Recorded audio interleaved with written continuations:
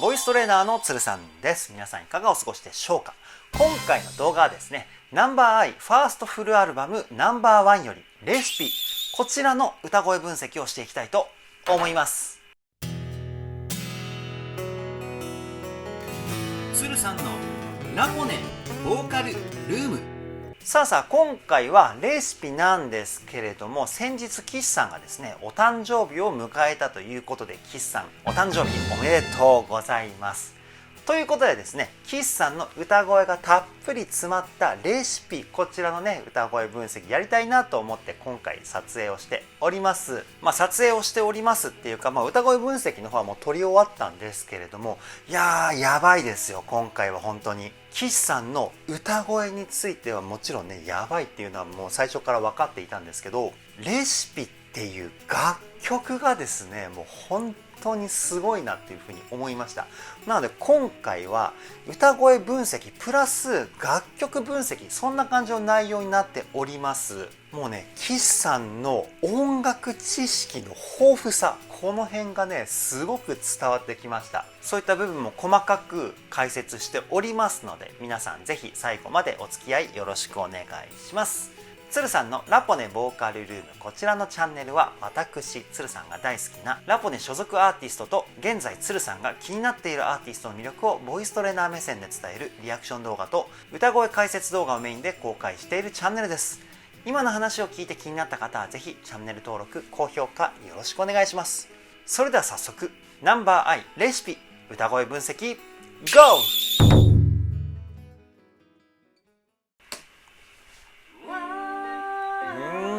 美しい声、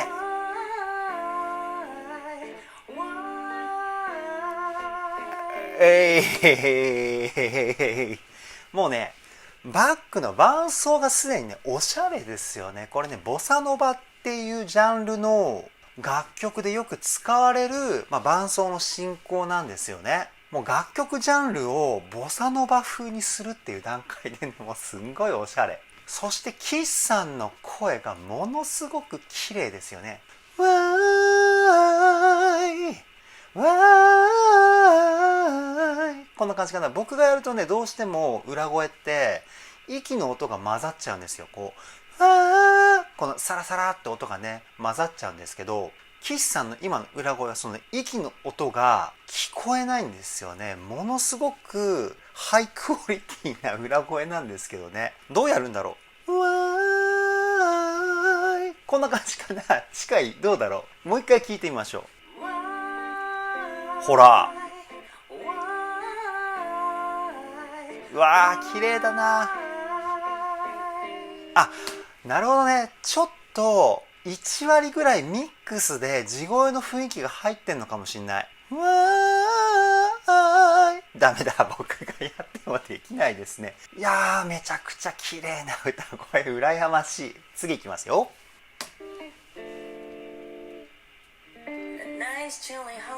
ウェイ、発音も美しいですね。A nice chilling holiday。声の出し方こんな感じかな。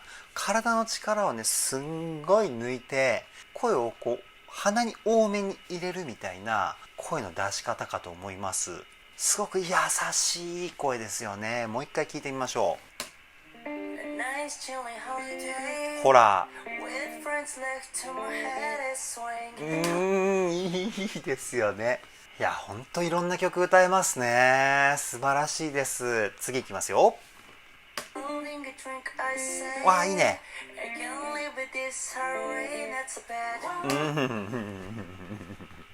後半はねさりげなくリズムのニュアンスを出すためにところどころに休符が入ってるんですよ。いつも言ってるちっちゃい「つ」、ほんとおしゃれにさりげなく入ってます。もう一回聞いてみましょう。ほらほらほら、今のとことかいい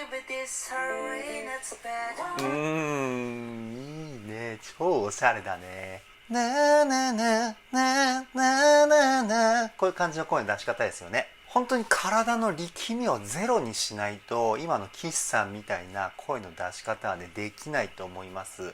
体に力を全く入れないで歌うって相当難しいんですよ。やっぱり声を出そうっていう風な意識が働いている段階で体に力って入っちゃうもんなんですよね。じゃあどうすれば体の力を抜けるのか。喋るように歌うんですよ。自分が生活をしている中で一番声を出している時に力が入らない体の使い方、それが喋る時です。それをですね、歌に使ってるんですよね。だからもう感情的には、例えば今日こんなことがあってさみたいな感じのニュアンスでなななななみたいな感じで歌ってるんですよね。だからすごく英詞なのになんとなくこんな感じの気持ちを込めて歌ってるんじゃないかみたいな雰囲気が出てきますよね。いや素晴らしいです。次いきますよ。あ、いいね。甘い。声がめちゃくちゃ甘いですよね。これじゃなきゃ、こんな感じの声の出し方かな。A メロと基本的にはですね、声の出し方っていうか響きのバランスは一緒なんですけど、音域が上がることによってやっぱりこの声の出し方をキープする難易度っていうのが一気に上がっています。その辺を感じさせないこの歌声の安定感ね、すごいですよ。もう一回聞いてみましょう。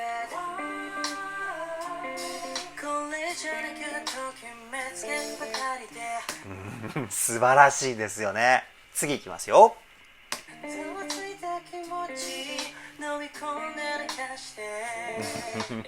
もうね、ニヤニヤしちゃうね、良すぎてね。裏声から地声の切り替わりもものすごくセクシーだし、裏声がねすごくいいんですよ。声がね一瞬だけこうね奥に入るっていうか、歌の表現がこう平面じゃないんですよね。岸さんっていうのは奥行きもあるんですよ。だからねすごく表現がもう立体的なんですよね。例えば優しいだけじゃなくて遠くから伝える優しさとか間近で伝える温かさとか、なんかそういう距離感が歌声で表現されてるんですよね。ここがねすごい本当に素晴らしい。もう一回聞いてみましょう。ほらほら、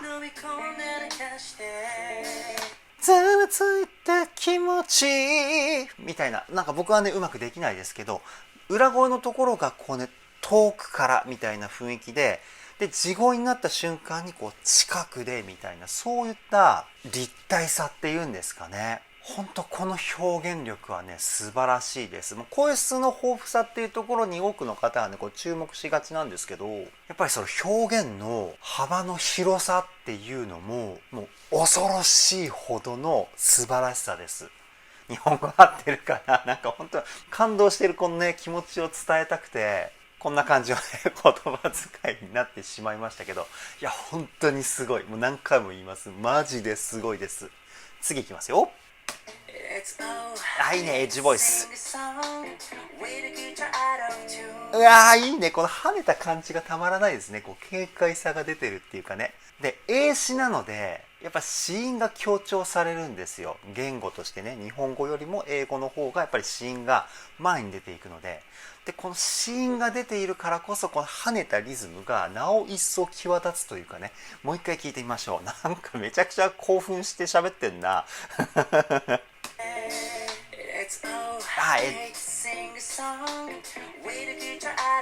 ほらタラタラタラタみたいな感じのこうみたいな感じで体がね動きそうな感じのねこの軽快なリズムっていうのが歌声から感じれますよね。今の動きちょっと気持ち悪かったですね。ごめんなさい。いやーすごいね。次いきますよ。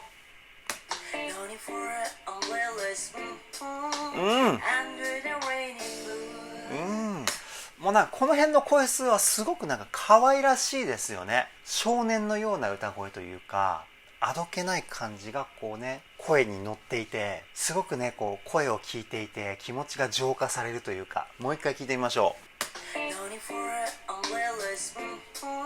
ほらUnder the rainy blue、 この辺とかねすごく可愛らしい感じですよね。声の出し方的に言うともう鼻中心なんですよ。で、ものすごく鼻中心なんです。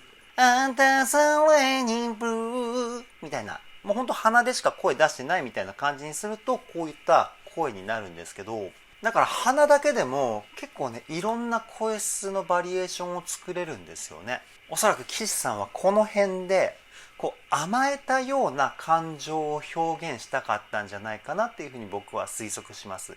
それでこの少年のようなね、可愛らしい歌声になったんじゃないかなって思います。次いきますよ。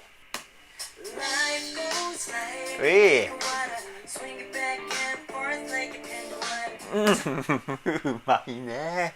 めちゃくちゃうまいね。で、リズムが入ってきたじゃないですか。リズムっていうのはドラムの音ね。で、ドラムの音が入ってくるとよくわかるんですけど、音楽にはグルーブっていう言葉があります。グルーブっていうのは曲全体でのノリのことをグルーブって言います。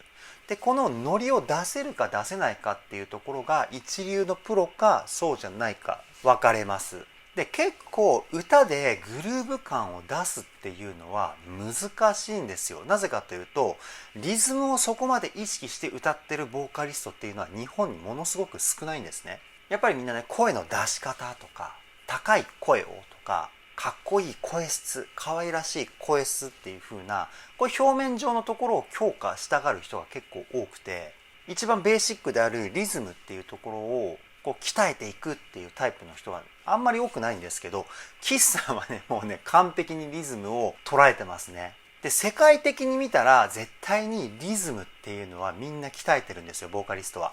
で、K-POP アーティストもそうで、声の出し方とかもすごいんですけど、圧倒的にやっぱりすごいなって思うのはリズム感なんですよね。だから岸さんの歌声を聞いた感じ、明らかにやっぱり世界を意識してんじゃないかなっていうふうに思います。もう一回聞いてみましょう。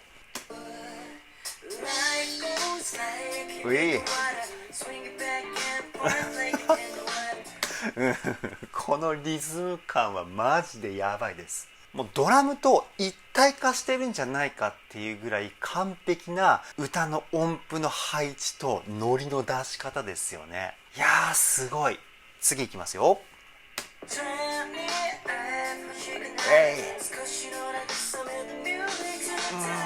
今ちょっとねワイルドな感じのニュアンスが前半出てましたよね。ちょっとだけこうシャウトボイスが混ざったような甘い声っていうかね。もう一回聞いてみましょう。こここのアップのところみたいな感じのね声質になってましたよね。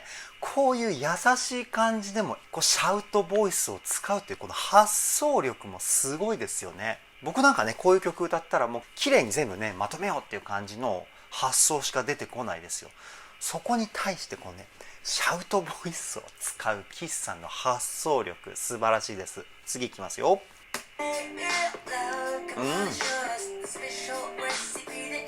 かっこいいね。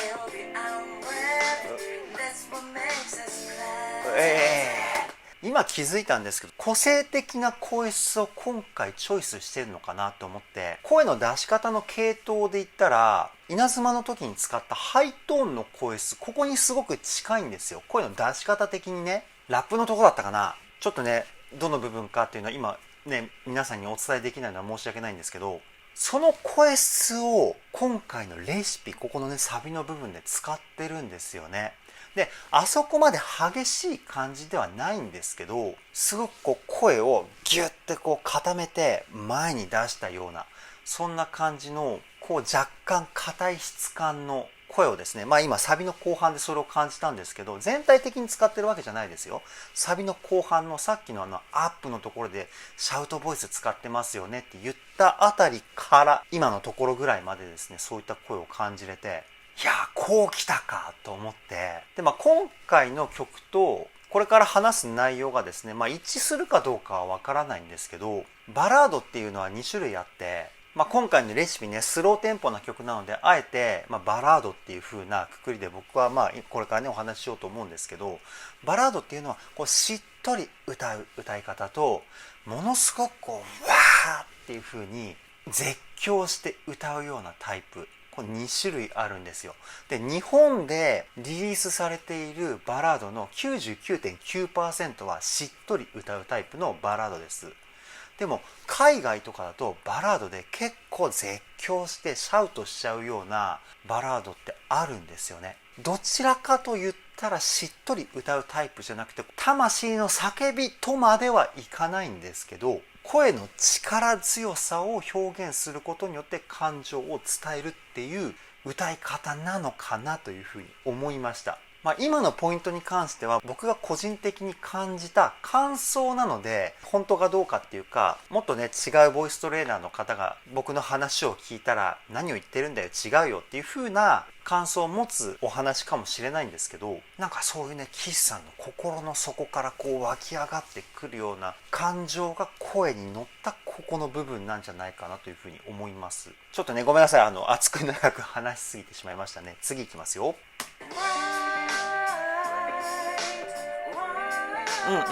ここね、最初のあそこと同じですよね。いいね、同じフレーズがねこう繰り返されるとやっぱり印象に残りますよね。次いきますよ。いいね。いいな。いいな。やっぱり英語、日本語、英語ってくるとね、やっぱりこうね聞いちゃいますよね、歌詞を、日本語のところをね。もう一回聞いてみましょう。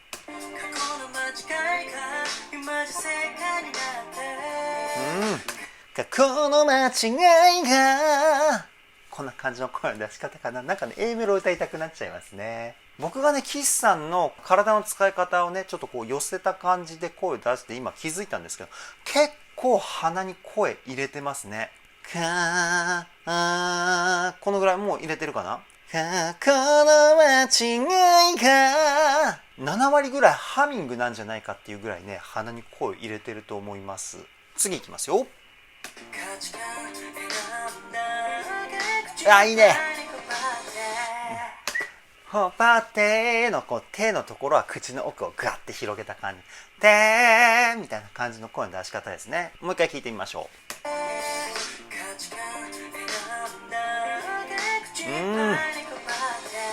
ほらてーって息の音がねファーってこう漏れてますよね。ウィスパーボイスですね。次いきますよ。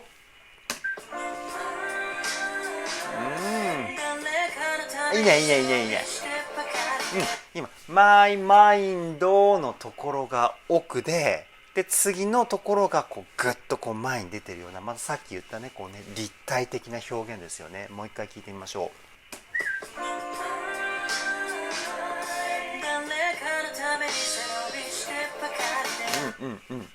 でマイマインドはちょっと奥にいて、次の誰かのからはこうねすごくこう岸さんが近づいてきてくれたみたいな感じのこの音の距離感ですよね。次いきますよ。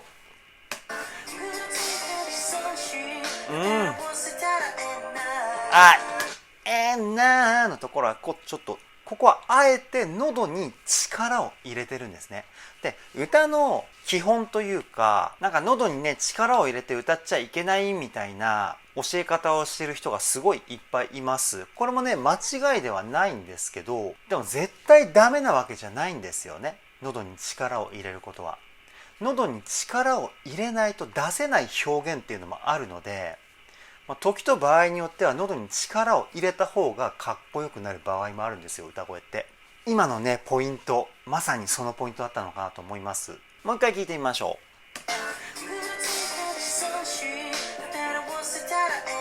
う。ほらほら、ここは喉に力入れないと出せない声なんですよ。そういう喉の使い方をすることによって今のところがすごくかっこよく聞こえますよね。それは一曲通して喉に力を入れっぱなしだと喉が枯れてしまうリスクっていうのが一気に高まるので、おすすめはしませんけど、でも歌ってる本人がその歌声が好きでめちゃくちゃかっこいいっていうふうに思ってそこに共感してくれる人がいるんだったら、その声っていうのはその人にとっては正解の出し方になるんですよ。だから歌の中で正解っていうのはすごく難しい話で、これだから正解とかこれだから間違ってるっていうのは基本的にはないっていうふうに僕は思ってます。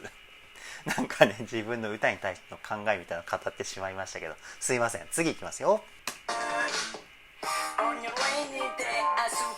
ああ、いいね。ここのグルーヴ感がね、またたまらないですよね。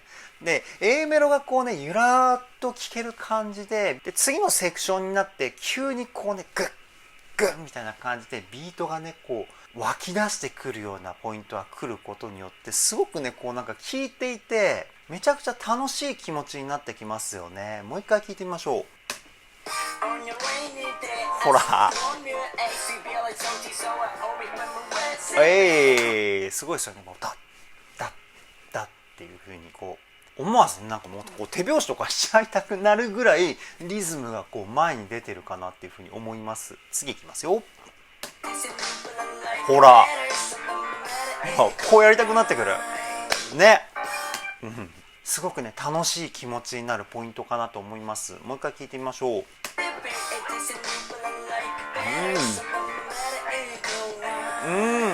そのままでいいっていう日本語もすごく英語っぽいようなニュアンスで発音してますよね。これ歌詞とか見なかったら多分ね、英語っていう風にね、思っちゃうと思うんですよ。そういうね、言葉の発音の仕方もすごくバリエーションが多くて素敵ですよね、キスさん。次いきますよ。感想いいね。これね、ギターの音。これギターの音ですよ。いいね。いいね。いいね。このね、オールド感のあるね、ギターの音がたまらないですね。オールド感っていうのは、こういうギターのサウンドが多く使われていたのって、1970年代とか60年代、そのぐらいの年代がめちゃくちゃ多く使われていて、現代だと、現代ってもちょっと古いんですけど、エリック・クラプトンとか、そういうね、有名なギタリストはこういう音色使ってたんですけど、だいたい90年代ぐらいからもう稲妻みたいな、こう、バーっていう風なね、激しい感じのサウンドが主流っていうかね、流行ってきて、最近はどちらかというと、こういった感じのギターの音っていうのは昔ほどね、頻繁に聴けるような音ではなくなってきたというか、使う人がね、少なくなってきたんですけど、そのギターの音をね、あえてチョイスしたキスさん、もうほんといろんな曲を聴いてますよね。だからね、じゃないとこのギターの音をチョイスしないと思いますし、ものすごくね、自分の音楽にこだわりを持って活動されてるのかなというふうに思います。次いきますよ。ほらほら、もう懐かしい音だね。いいね、ピアノのね、後ろのなんかすごく、僕60年代70年代はまだ生まれてないんですけど、音楽の勉強を始めた頃に、その頃の、先輩に昔の音楽聴いた方がいいよって言われて、でちょうどその70年代とか60年代、80年代とかね、そういった古い洋楽を聴いたんですよ。でそこで知った音なんですけど、さすがにねさすがに60年代とか70年代はリアルタイムではこういった音色は聞けなかったですね。次いきますよ。感想長いね、結構ね。これキスさんが弾いてるとかそういうことある？そういうことある？あれ、キスさんって楽器もできますか？ぜひアイリーズの皆さん、その辺教えてください。なんか感想の時間が割とこう長めにとってあるので、もしかしたらキスさんがギターとかピアノ全部やってんのかなとかちょっと思っちゃって、いや、それだったらやばすぎません？ぜひね、情報お願いしますね。続きいきますよ。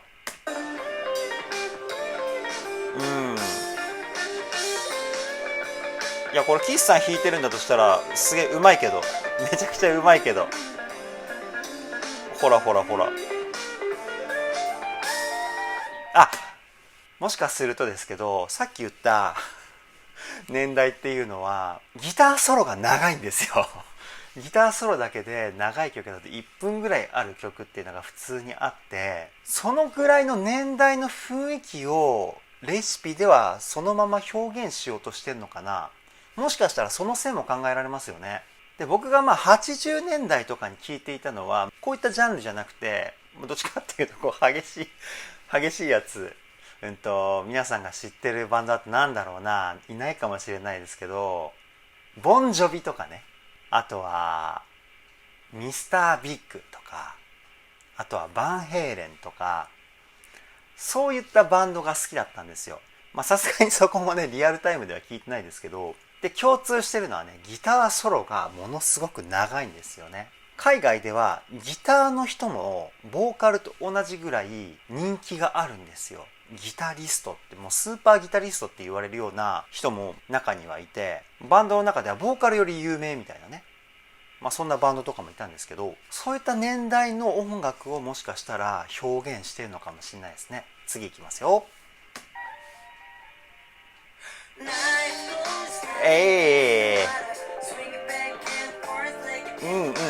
そうで、ギターソロの時間がたっぷりあった後の歌の1音目ってものすごく感動しちゃいますよね。僕ね毎回そうでした。どの曲を聴いてもやっぱりギターソロの後のボーカルの一発目の音ってものすごく感動しちゃうんですよ。すごくインパクトが強いというかね。もう一回聴いてみましょう。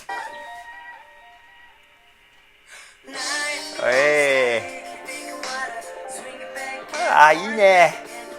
いや感動してきた。また感動してきた。素晴らしすぎますね。次いきますよ。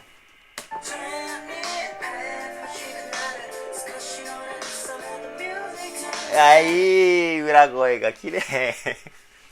いや素晴らしいね。次いきますよ。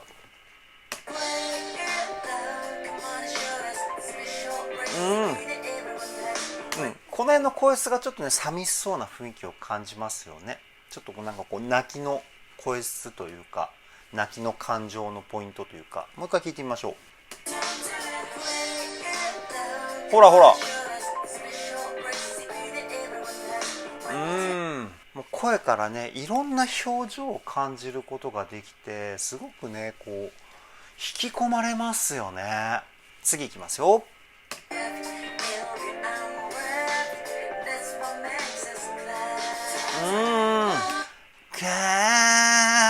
こんな感じの声質ですかね。ちょっとこうザラザラした感じなんですけど、同時にウィスパーボイスも使ってるんですよね。だから声の雰囲気としてはすごく優しいんだけど、なんかこうちょっとトゲトゲしい部分も感じれるというか。もう一回聞いてみましょう。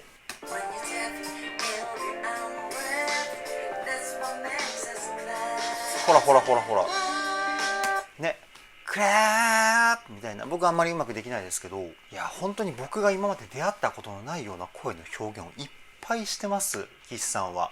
もうすごくね僕個人的には勉強になりますし、すごく聞いていてねやっぱ感動しますよね。次いきますよ。最後にこういいね。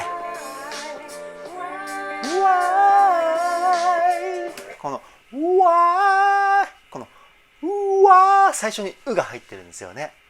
そこがあるからこうわっていう風なこのちょっと可愛らしいようなニュアンスというか、それが出てるところがね僕好きですね。次いきますよ。もうアウトロかな。よしよしよしよし。そうだ、ごめんなさい。よしよしとか言って、今ねこのフレーズが来るんだったらわーのこの最初に入ってるうの音ちょっと聞いてみましょう。うわーじゃなくてライトって言ってたかな。ごめんなさい。いきますよ。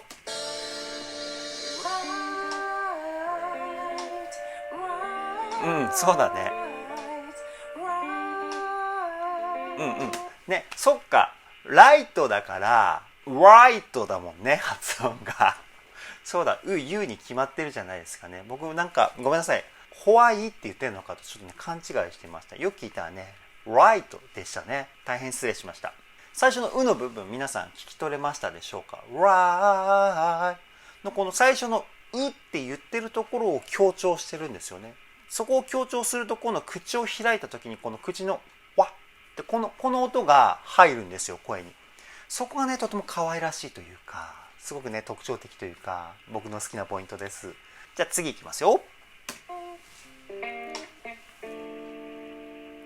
もうここで終わっちゃう感じか。なるほどね。いやー大満足ですね。以上ナンバーアイレシピ歌声分析はここで終了です。さあ歌声分析していきました。もうたっぷり岸さんのね歌声を堪能できたわけですけれども、やっぱり一曲まるまる岸さんの歌声っていうことで聞いていくとですね、本当にものすごいことをしてるなっていうふうに思いました。もう歌声的にもそうですし、楽曲の構成的にもそうですし、もう本当いろんな要素がこうねギュッとこう濃縮されたような、そんな感じの楽曲がレシピなのではないでしょうか。細かく分析すればするほど、もうほんとね、もうワンフレーズワンフレーズごとによって声の使い方を変えていたりとか、そういうところもねものすごいなっていうふうに思いました。次はナンバーアイのどの曲の歌声解説が公開されるのでしょうか。ぜひねその辺も楽しみにしていただけたらなというふうに思います。それでは今回の動画はここで終わりです。動画の内容を気に入ってくださった方はチャンネル登録、高評価よろしくお願いします。ではボイストレーナーのつるさんでした。